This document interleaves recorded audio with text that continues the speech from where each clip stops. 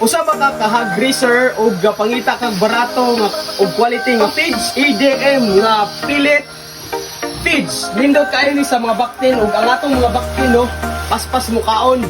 Mao ni ang atong ginapakaon sa atong mga piglet. Pre-starter no, barato kayo. And guys nga ganahan gyud ang mga baktin mo kaon sa atong feeds no. Oh, kita nimo paspas kaayo. Magitan sa ninyo ang quality sa atong baboy. Nice. Quality sa feeds. Okay.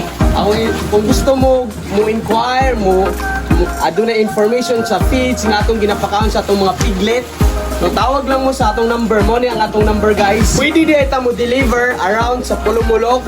Kung naaba ka sa Pulumulok, pwede tang mo deliver og atong feeds.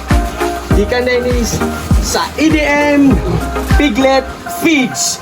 Sakto, tapat, at malulusog na baboy.